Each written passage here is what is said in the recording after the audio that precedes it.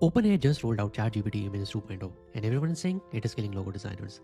So I wanted to take it for a test. I will be giving ChatGPT the same briefing I gave to my designer, and let's see what it comes up with. But before that, I want you to see both of the brand guides side by side and tell me which one is made by whom. So this is the same briefing which I have given to my designer, and I will be giving it to ChatGPT as well, so there is no bias. So this is about a product called Kudo. It's a new design tool for product designers. You can think of it like a Figma and Framer had a baby. That's Kudo for you. So you can generate interfaces directly using AI, and then you can publish it all in the same app. That's the idea. Then we have given the tagline, audience, positioning, the deliverable as well, what we need, and let's see what ChatGPT do. So using ChatGPT Images is fairly simple. So you just have to go to chatgpt.com. You just have to praise the prompt. I will also link it in the description below if you want it. And what you have to do is you have to go here, click on create image. And what else we are going to be doing is we are going to be selecting the thinking model. We won't be going with the instant one.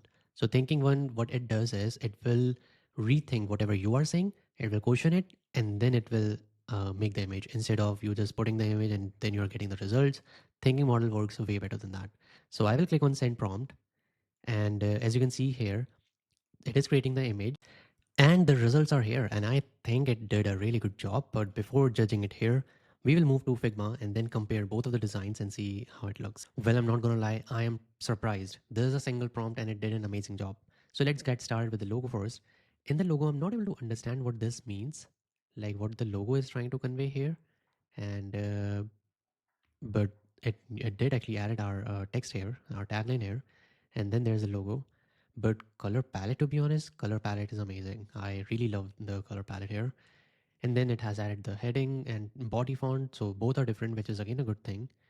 And look at this mockup, this looks so good. Product markup, it's looking like Figma here, as you can see, and here as well. But if you see the mobile app screenshot, I think it's good. It's very basic, but it's good.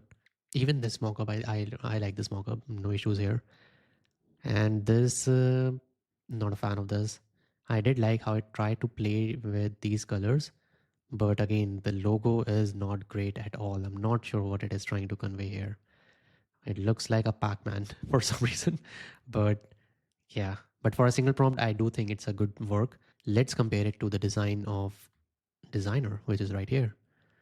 So here you can see this is a logo, a designer tool. So we actually tried to add those elements in the background and see how it looks here. And the best part is I can zoom in because this is literally a logo being made here.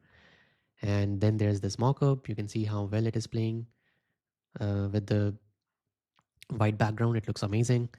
And then we have this mockup for showing the product on a MacBook. And then we try to play around with this, that you have create key, shift key, and then there's this kudo key in the middle. And this is the color palette. So these are looking like playful colors. So if I like scroll back here, you can see how playful it looks. But here I'm not getting that vibe. It looks very corporate-ish for some reason. And then we have typography, which I meant that, since it's a bold design, it needs to be a bit bold, but it didn't do that here. And same goes for this section. This is the product design. This is the mobile design. And we also try to add the elements that you can also make changes in the design if you feel like. And this is the tagline. So what do you think? What is your opinion on the design here? I personally think for one single prompt, it did a really good job. And these tools are basically for that. They are not there to replace the designers. They are for making sure that once the designer actually hits a creative block, they actually get some sort of idea from these tools. And these tools are really fantastic for that. They are really fantastic for prototype. We actually do that for our client. Whenever our client actually comes and joins, we actually send them prototypes made by AI, which is heavily trained on our data set because we have like a lot of good designs. But again, it is being done by AI. But for making a real design, you have the comparison here and you can be the judge. Anyways, that's it for this video, folks. If you're looking for a website, copy plus development, you don't need to worry about all of that. You can come to us and we will sort you out. In the meantime, take care. Have a nice day. Bye.